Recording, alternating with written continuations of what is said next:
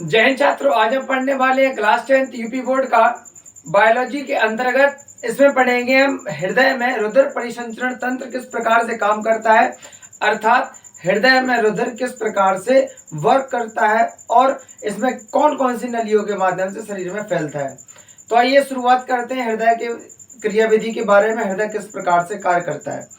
देखिए, जो मछली है इसमें दो चैम्बर पाए जाते हैं। चैम्बर का मतलब होता है कक्ष या कमरा। जो मछली है उसके हृदय में कितने चैम्बर पाए जाते? दो।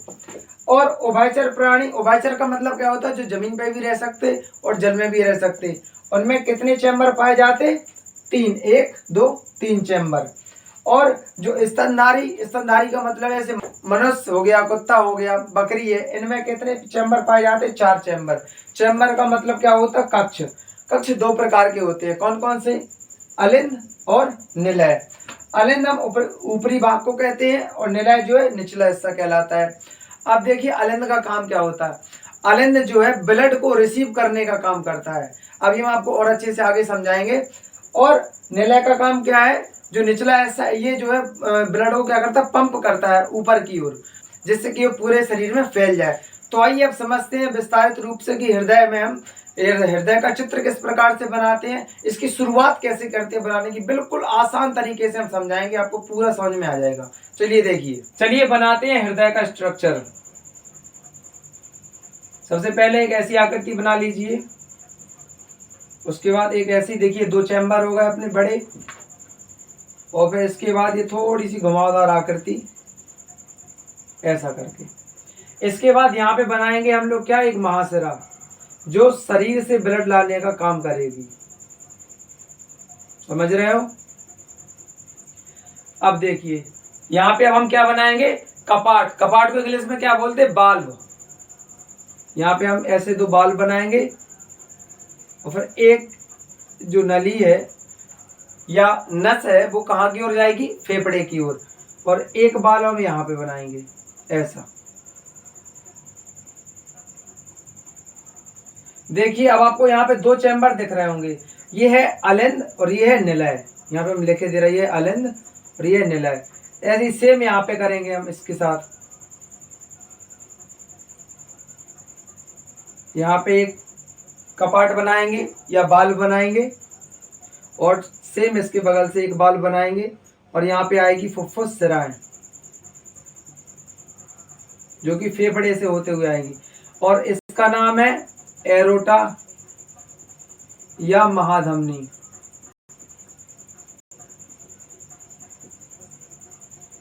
एरोटा या महाधमनी, और इसको कहेंगे फुफ्फुस सिरा।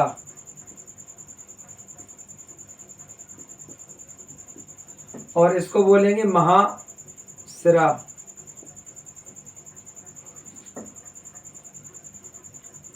और ये जो है यहाँ पे क्या है? ये कहाँ की ओर जा रही? फेफड़ों की ओर।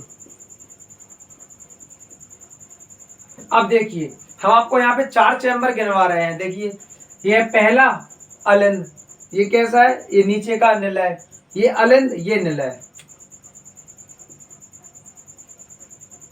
चलिए अब देखिए, अब यहाँ पे देखिए राइट और लेफ्ट का पता कैसे लगा। देखिए ये हमारा सीधा हाथ है, तो इस साइड का कैसा हो जाएगा? राइट। और इस साइड का कैसा हो जाएगा? लेफ्ट। मतलब यहाँ के जितने ही पार्ट हैं इस हृदय के, यहाँ के जितने ही पार्ट है उसको कहेंगे बायां निलय, बायां अलिंद। यहाँ पे कहेंगे दायां निलय, दायां अलिंद। समझ रहे? चलिए अब देखिए यहाँ पे ब्लड किस तरीके से हमारे जो हृदय है इसमें कैसे प्रवेश करता है और इसमें किस तरह से पंप होकर हमारे पूरे शरीर में फैल जाता है। तो आइए समझिए। देखिए महाशिरा का काम क्या होता है? महाशिरा का यहाँ पे केवल शिरा का जो काम है, उसमें जो गंदा ब्लड है, गंदा ब्लड का मतलब क्या है? गंदा ब्लड का मतलब है उसमें CO2 मिक्स हो जिस ब्लड में, उसको हम अशुद्ध रक्त कहते हैं या गंदा ब्लड कहते हैं। देखिए शिरा में क्या है? ब्लड के साथ में क्या मिली होती? CO2। और धमनी में क्या है? ब्लड के साथ में क्या होता? ऑक्सीजन। मतलब ये शुद्ध रक्त माना जाता। आइए, महाशिरा जो है हमारे शरीर के अन्य अंगों से ब्लड को एकत्रित करके या इकट्ठा करके हमारे हार्ट में प्रवेश कराती है। कपाट क्या होते? देखिए कपाट का मतलब होता है, जैसे मान लो कोई भी, जैसे ऊपर से कोई ब्लड आ रहा, जैसे ये मान लो ये है, अगर ऊपर से ब्लड गिरा तो ऐसा चला जाएगा और फिर अगर नीचे से वापस आएगा तुरंत अपने आप बंद हो जाएंगे, समझ रहे? नीचे से जैसे ही आएगा तुरंत अपने आप बंद हो जाएंगे, मतलब वापस से नहीं आ सकता। इसको हम बोलते कपाट। अब देखिए ये क्या करेगा, सबसे पहले शरीर के अन्य अंगों से अशुद्ध रक्त कहाँ पे आएगा, महाशिरा से होते हुए दाएं अलिंद में प्रवेश करने के बाद दाएं निलय से होकर, मतलब क्या है, कहाँ पे आएगा, दाएं निलय में होकर, और अब कहाँ पे जाएगा, फेफड़ों की ओर। अब कहाँ पे जाएगा, फेफड़ों की ओर जाएगा। और फिर फेफड़ों से क्या लेगा वो, ऑक्सीजन। जैसे हम सांस लेते तो फेफड़ों से क्या लेता वो, ऑक्सीजन, समझ रहे हैं? और ऑक्सीजन लेने के बाद फिर कहाँ पे आएगा, फुफ्फुस सिरा में। ऑक्सीजन लेने के बाद कहाँ पे आएगा, फुफ्फुस सिरा से होते हुए यहाँ पे कहाँ पे प्रवेश करेगा, बाएं अलिंद में। यहाँ पे दायां अलिंद था, यहाँ पे कैसा है, बायां अलिंद में। बाएं अलिंद में प्रवेश करने के बाद कैसा, शुद्ध रक्त। बाएं अलिंद में प्रवेश करने के बाद किसमें प्रवेश करेगा, बाएं निलय में। और जैसे ही बाएं निलय में प्रवेश करेगा, निलय यहाँ से पुश करेगा, और यहाँ से ब्लड को पुश करने के बाद या धकेलने के बाद ब्लड कहाँ पे चला जाएगा, महाधमनी से होते हुए पूरे शरीर के अंगों में, समझ रहे हैं, पूरे शरीर के अंगों में चला जाएगा। चलिए अब देखिए यहाँ पे कितने हिस्सों में ब्लड आया है, राइट साइड में देखिए, महाशिरा, दायां अलिंद, दायां निलय, और फेफड़े में। कहाँ कहाँ पे देखिए, महाशिरा,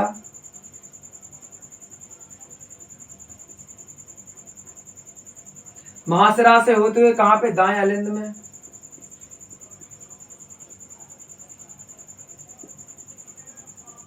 दाएं अलिंद से होते हुए दाएं निलय में,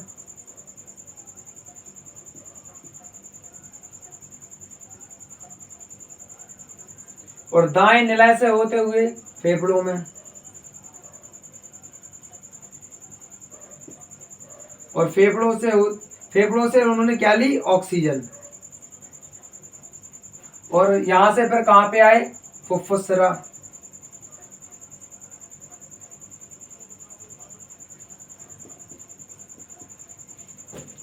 और फिर फुफ्फुसरा से होते हुए कहां पे, बाएं अलिंद में, और बाएं अलिंद से होते हुए बाएं निलय में, और बाएं निलय से होते हुए पूरे महाधमनी में,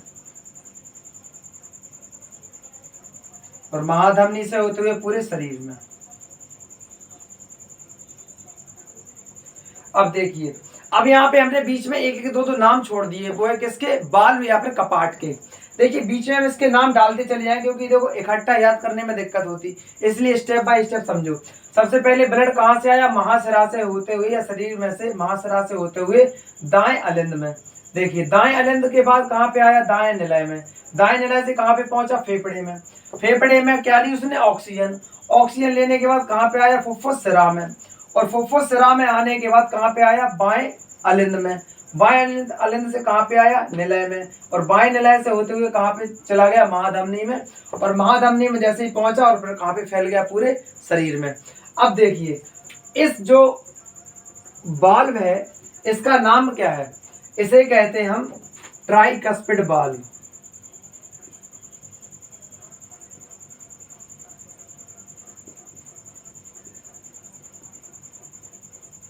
क्या कहते हैं, ट्राइकस्पिड बाल्व। अब देखिए कुछ नहीं करना हमको, महाशिरा से कहाँ पे आया, दाएं अलिंद में, बस यहाँ पे जोड़ लो बीच में, ट्राइकस्पिड बाल्व। चलो एक बार और रिपीट करो, महाशिरा से ब्लड जो है, अशुद्ध रक्त महाशिरा से होते हुए दाएं अलिंद में, दाएं अलिंद से कहाँ पे आया, ट्राइकस्पिड बाल्व में। ट्राइकस्पिड बाल्व से होते हुए दाएं निलय में, और दाएं निलय से फेफड़े में, और फेफड़े से ऑक्सीजन लेने के बाद फुफ्फुसरा में, फुफ्फुसरा से बाएं अलिंद में, और बाएं अलिंद से बाएं निलय में, और बाएं निलय से महाधमनी, और महाधमनी से पूरे शरीर में। अब देखिए यहाँ पे इस बाल्व का नाम क्या है, इस बाल्व को बोला जाता डाइकस्पिड बाल्व।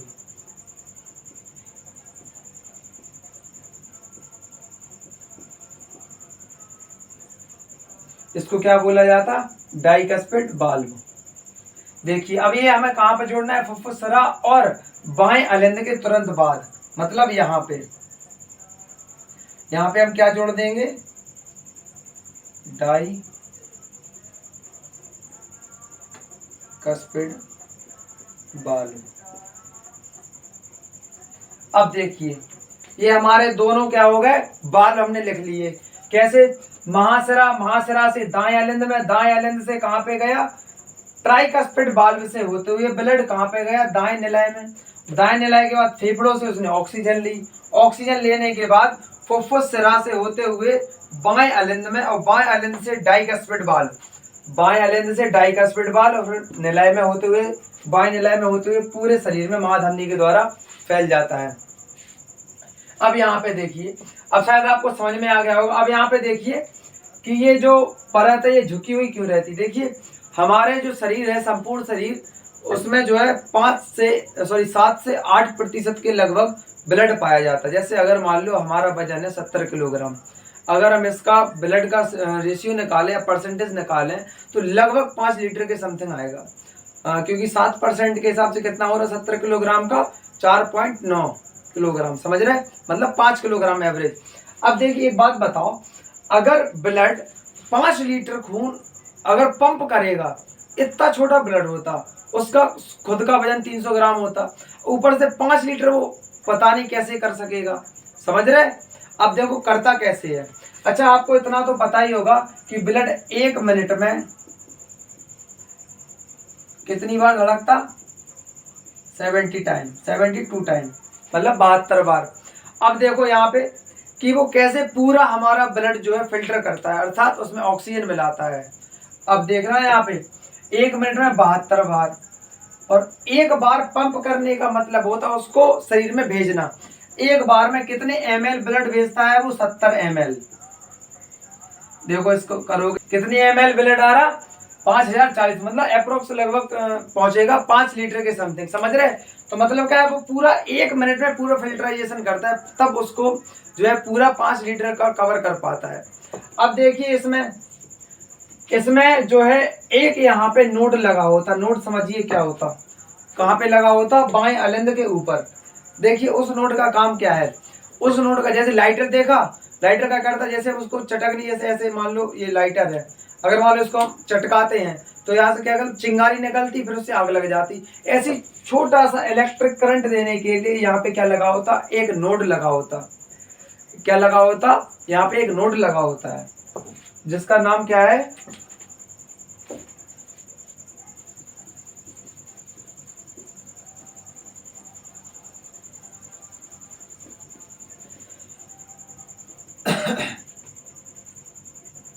यहाँ पे क्या होता है, एक नोड लगा होता है जिसको हम लोग SA नोड कहते हैं, SA नोड, और इसे पेस मेकर ही बोला जाता। पेस मेकर मशीन का काम अभी समझा रहा है क्या होता, कब लगती है और कहाँ लगती है। इसको हम हिंदी में सिनो अलिंद गांठ भी बोलते, क्या बोलते हैं हिंदी में, सिनो अलिंद गांठ, समझ रहे हैं।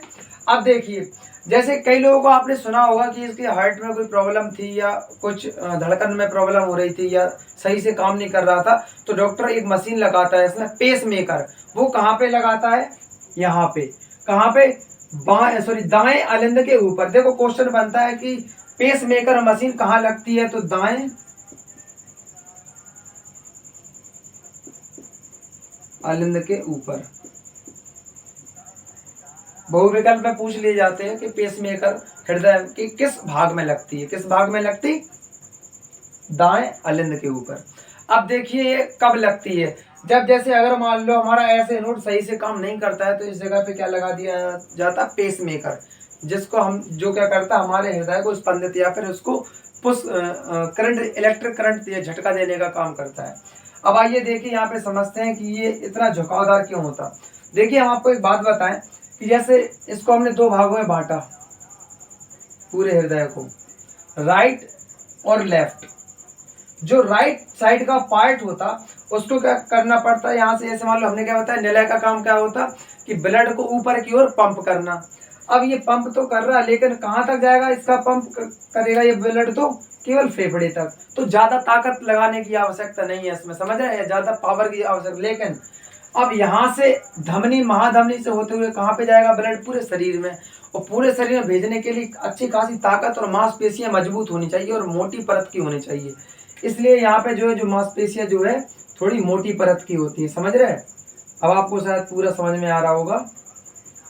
जो यहाँ की मांसपेशियां हैं इस साइड की, वो कैसी होती है? थोड़ी मोटी होती हैं, इसी वजह से, समझ रहे हैं? अब आइए हम एक बार आपका और रिवीजन करवा दे रहे हैं कि इसे हम किस प्रकार से लिखें, इसको हम किस प्रकार से अपनी कॉपी में इसका आंसर लिखेंगे। आइए समझते हैं। आपको एक चार्ट टाइप का बनवा दे रहे हैं, उसमें आपको और कंफर्म हो। चलिए देखिए, अब थोड़ा सा हमने चार्ट और विस्तार से बना दिया है, इसमें आपको समझाते हैं। सबसे पहले क्या लिखेंगे कि सबसे पहले या सर्वप्रथम महासरा से अशुद्ध रक्त होते हुए दाएं अलिंद में प्रवेश करता है और ट्राइकस्पिड वाल्व से होते हुए दाएं निलय में प्रवेश करता है और फेफड़ों में ऑक्सीजन के लिए पहुंचता है और फुफ्फुस सिरा से होते हुए ऑक्सीजन सहित ब्लड या रक्त बाएं अलिंद में प्रवेश करता है और डाइकस्पिड वाल्व से होते हुए बाएं निलय में प्रवेश करता है और बाएं निलय से पुश करके उसको महाधमनी में भेज दिया जाता है और फिर उसके बाद महाधमनी से संपूर्ण शरीर में फैल जाता है। शरीर में शायद आपको पूरा टॉपिक समझ में आ गया होगा।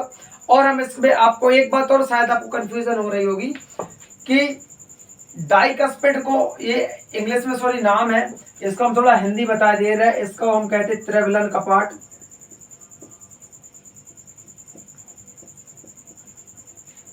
और इसे बोलते हैं हम द्विवलन कपाट। अगर आपको इंग्लिश में लिखना हो इंग्लिश में लिख सकते, और हिंदी में लिखना हो तो हिंदी में भी लिख सकते। शायद आपको समझ में आ गया होगा। और धमनी और सिरा ये अलग से वीडियो बन चुकी है, जो कि आप जाकर देख सकते हैं। धन्यवाद।